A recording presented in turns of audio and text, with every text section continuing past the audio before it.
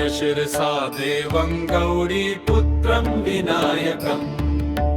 भक्तावासं स्मरे नित्यम् आयुकामार्थसिद्धये।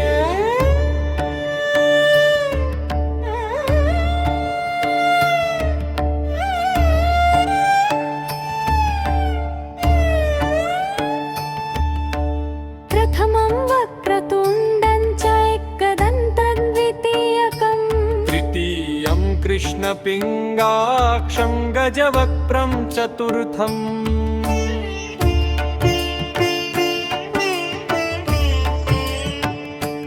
लम्बोदरं पञ्चमं च षष्ठं विकटमेव च सप्तमं विघ्नराजेन्द्रं धूम्रवर्णं तथाष्टमम् नवमं भालचन्द्रं च दशमं तु विनायकम् एकादशं गणपतिं द्वादशं तु गजाननम् द्वादशैतानि नामानि त्रिसन्ध्यं यः पठेन्नरः न च विघ्नभयं तस्य सर्वसिद्धिकरं प्रभुः। विद्यार्थी लभते विद्यां गदर्थी लभते धनम् पुत्रार्थी लभते पुत्रान् मोक्षार्थी लभते गतिम् जपेत् गणपतिस्तोत्रं शरभिर्मासैः फलं लभेत् संवत्सरेण सिद्धिं च लभते नात्र संशयः।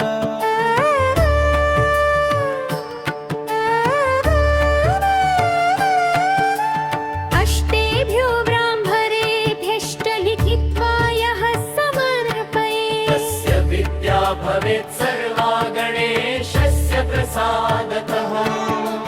प्रणम्य शिरसा देवं गौरीपुत्रं विनायकम् भक्तावासं स्मरे नित्यम् आयुकामार्थसिद्धये।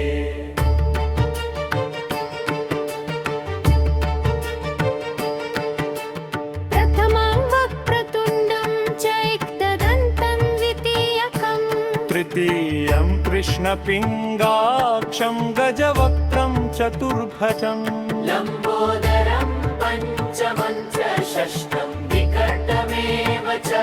सप्तमं विघ्नराजेन्द्रं धूम्रवर्णं तथाष्टमम् नवमं भालचन्द्रं च दशमं तु विनायकम् एकादशं गणपतिं द्वादशं तु गजाननम् द्वादशैतानि नामानि त्रिसन्ध्यं यः पठेन्नरः न च विघ्नभयं तस्य सर्वसिद्धिकरं प्रभुः। विद्यार्थी लभते विद्यां धनार्थी लभते धनम् पुत्रार्थी लभते पुत्रान् मोक्षार्थी लभते गतिम् जपेत् गणपतिस्तोत्रं शरभिर्मासैः फलं लभेत् संवत्सरेण सिद्धिं च लभते नात्र संशयम्।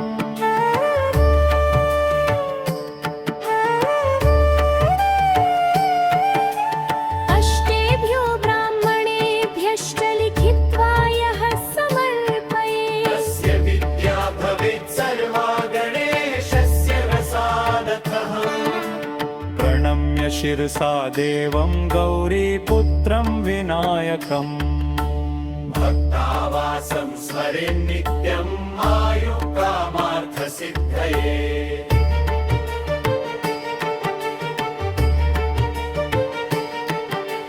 प्रथमं वक्रतुण्डं च एकदन्तं द्वितीयकम् तृतीयं कृष्णपिङ्गाक्षं गजवक्त्रं चतुर्थकम् लम्बोदरं पञ्चमं च षष्ठं विकटमेव च सप्तमं विघ्नराजेन्द्रं धूम्रवर्णं तथाष्टमम् नवमं भालचन्द्रं च दशमं तु विनायकम् एकादशं गणपतिं द्वादशं तु गजाननम्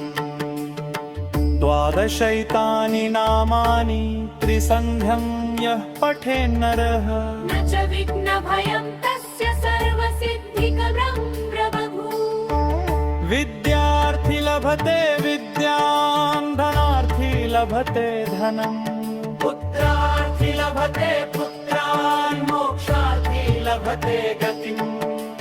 जपेत् गणपतिस्तोत्रं शरद्रेणासै फलं लभे संवत्सरेण सिद्धिं च लभते नात्र संशयः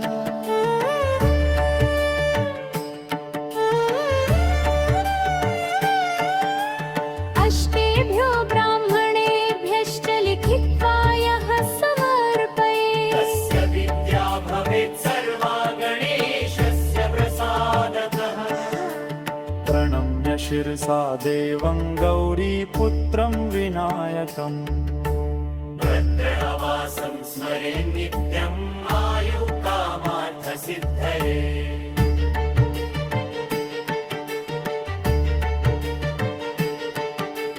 प्रथमं वक्रतुण्डं च एकदन्तं द्वितीयकम् तृतीयं कृष्णपिङ्गाक्षं गजवक्त्रं चतुर्थकम् लम्बोदरं पञ्चमं च षष्ठं विकटमेव च सप्तमं विघ्नराजेन्द्रं धूम्रवर्णं तथाष्टमम् नवमं भालचन्द्रं च दशमं तु विनायकम् एकादशं गणपति द्वादशं तु गजाननम् नवमं भालचन्द्रं च दशमं तु विनायकम् एकादशं गणपतिं द्वादशं तु गजायकम् द्वादशैतानि नामानि त्रिसन्ध्यं यः पठेन्नर न च विघ्नभयं तस्य सर्वसिद्धिकरं प्रभुः विद्यार्थी लभते विद्यां धनार्थी लभते धनम् पुत्रार्थी लभते पुत्रान् मोक्षार्थी लभते गतिम् जपेत् गणपतिस्तोत्रं शरभिर्मासैः फलं लभे संवत्सरेण सिद्धिं च लभते नात्र संशयम्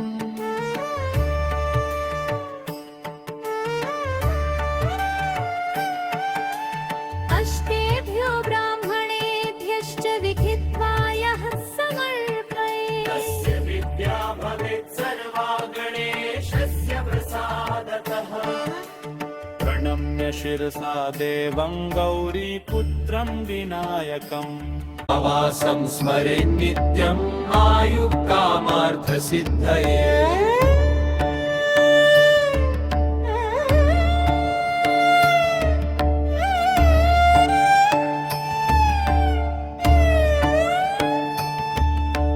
प्रथमं वक्रतुण्डं च एकदन्तं द्वितीयकम् तृतीयं कृष्णपिङ्गाक्षं गजवक्त्रं चतुर्थम्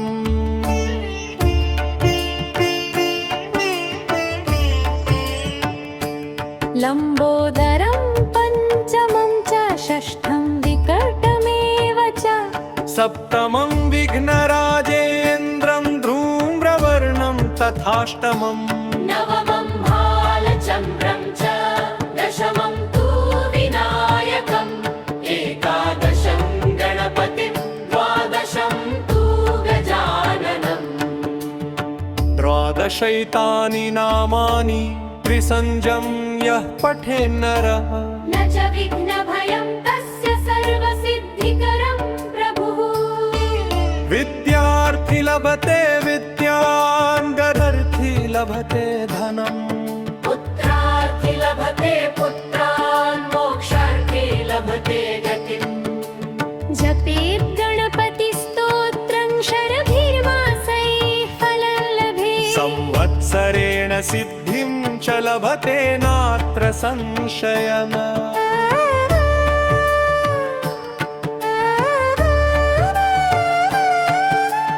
अष्टेभ्यो ब्राह्मणेभ्यश्च लिखित्वा यः समर्पयेत् तस्य विद्या भवेत् सर्वा गणेशस्य प्रसादतः प्रणम्य शिरसा देवं गौरीपुत्रं विनायकम् भक्तावासं स्मरेत् नित्यम् आयुकामार्थसिद्धये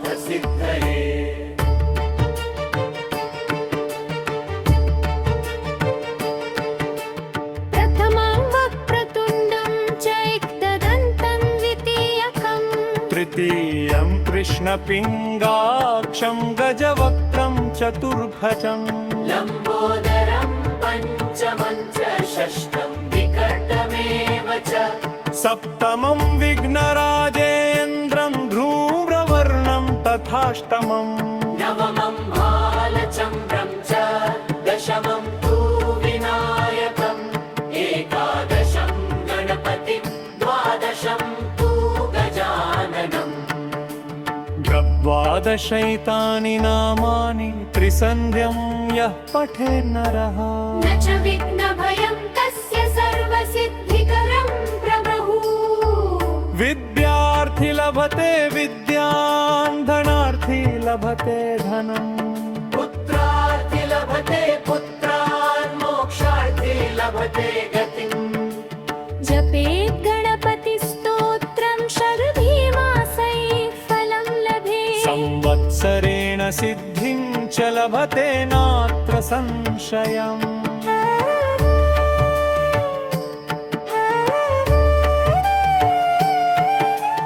अष्टेभ्यो ब्राह्मणेभ्यश्च लिखित्वा यः समर्पयेत् तस्य विद्या भवेत् सर्वा गणेशस्य प्रसादतः प्रणम्य शिरसा देवं गौरीपुत्रं विनायकम् भक्तावासं स्मरे नित्यम् आयुकामार्थसिद्धये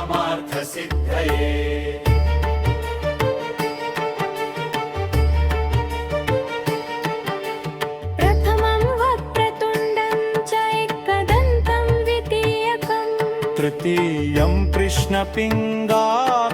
गजवक्त्रं चतुर्थकम् लम्बोदरं पञ्चमं च षष्ठं विकटमेव च सप्तमं विघ्नराजेन्द्रं धूम्रवर्णं तथाष्टमम् नवमं भालचन्द्रं च दशमं तु विनायकम् एकादशं गणपति द्वादशं तु गजाननम्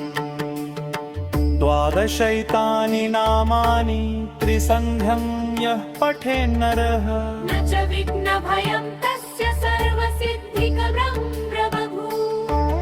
विद्यार्थी लभते विद्यां धनार्थी लभते धनम् पुत्रार्थी लभते पुत्रान् मोक्षार्थी लभते गतिम् जपेत् गणपतिस्तोत्रं शरभीमासैः फलं लभेत् संवत्सरेण सिद्धिं च लभते नात्र संशयः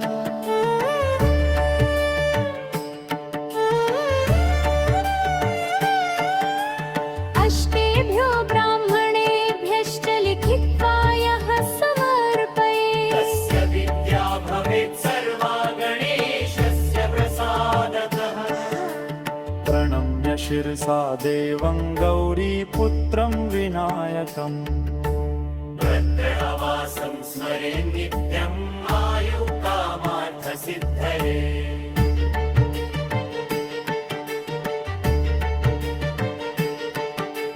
प्रथमं वक्रतुण्डं च एकदन्तं द्वितीयकम् तृतीयं कृष्णपिङ्गाक्षं गजवक्त्रं चतुर्थकम् लम्बोदरं पञ्चमं च षष्ठं विकटमेव च सप्तमं विघ्नराजेन्द्रं धूम्रवर्णं तथाष्टमम् नवमं भालचन्द्रं च दशमं तु विनायकम् एकादशं गणपति द्वादशं तु गजाननम् नवमं भालचन्द्रं च दशमं तु विनायकम् एकादशं गणपतिं द्वादशं तु गजायकम्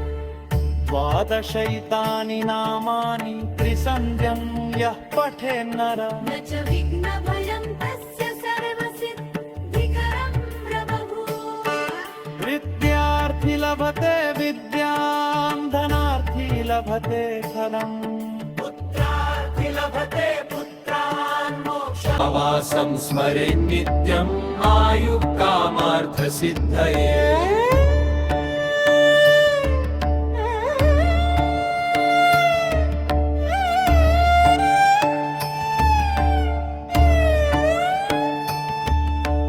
प्रथमं वक्रतुण्डं च एकदन्तं द्वितीयकम् तृतीयं कृष्णपिङ्गाक्षं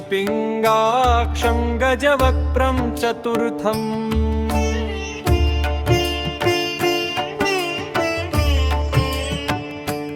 लम्बोदरं पञ्चमं च षष्ठं विकटमेव च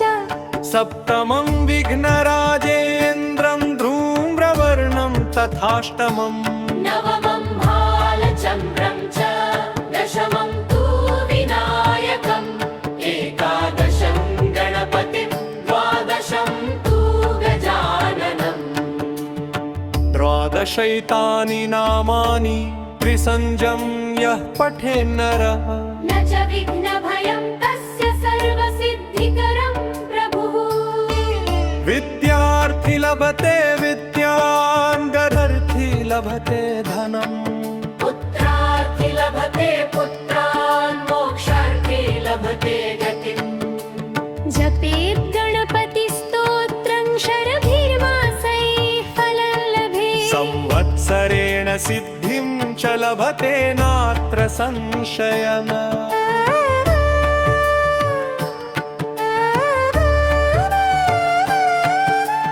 अष्टेभ्यो ब्राह्मणेभ्यश्च लिखित्वा यः समर्पयेत् तस्य विद्या भवेत् सर्वा गणेशस्य प्रसादतः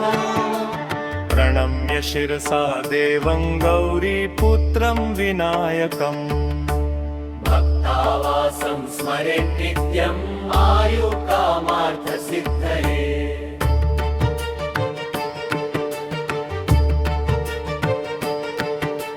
प्रथमं वक्रतुण्डं च एकदन्तं द्वितीयकम् तृतीयं कृष्णपिङ्गाक्षं गजवक्त्रं चतुर्भुजम् लम्बोदरं पञ्चमं च षष्ठं विकटमेव च सप्तमं विघ्नराजेन्द्रं धूम्रवर्णं तथाष्टमम् नवमं भालचन्द्रं च दशमं तु विनायकम् एकादशं गणपतिं द्वादशं तु गजाननम् द्वादशैतानि नामानि त्रिसन्ध्यं यः पठेन्नरः न च विघ्नभयं तस्य सर्वसिद्धिकरं प्रभुः विद्यार्थी लभते विद्यां धनार्थी लभते धनम् पुत्रार्थी लभते पुत्रान् मोक्षार्थी लभते गतिम् जपेत् गणपतिस्तोत्रं शरभिर्मासैः फलं लभेत् संवत्सरेण सिद्धिं च लभते नात्र संशयम्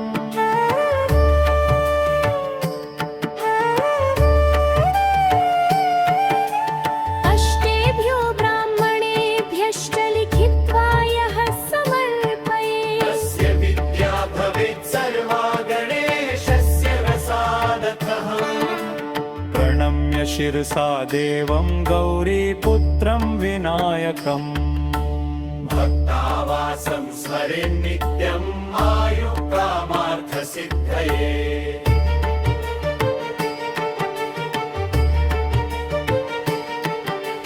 प्रथमं वक्रतुण्डं च एकदन्तं द्वितीयकम् तृतीयं कृष्णपिङ्गाक्षं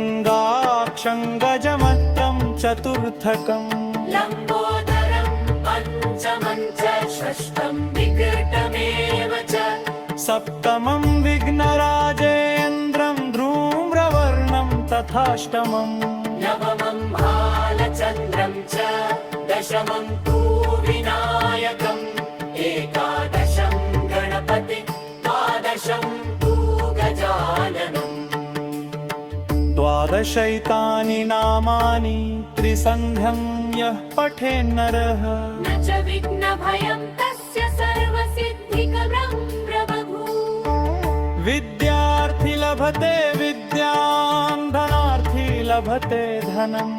पुत्रार्थी लभते पुत्रान् मोक्षार्थी लभते गतिम्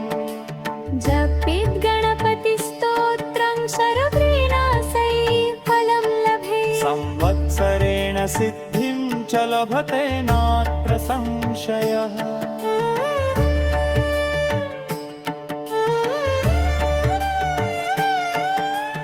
अष्टेभ्यो ब्राह्मणेभ्यश्च लिखित्वा यः समर्पयेत् तस्य विद्या भवेत् सर्वा गणेशस्य प्रसादतः प्रणम्य शिरसा देवं गौरीपुत्रं विनायकम् भद्रवासं स्मरे नित्यम् आयुकामार्थसिद्धये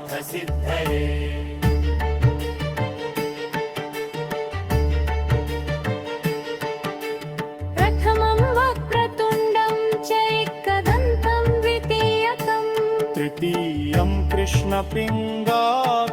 गजवक्त्रं चतुर्थकम् लम्बोदरं पञ्चमं च षष्ठं विकटमेव च सप्तमं विघ्नराजेन्द्रं धूम्रवर्णं तथाष्टमम् नवमं भालचन्द्रं च दशमं तु विनायकम्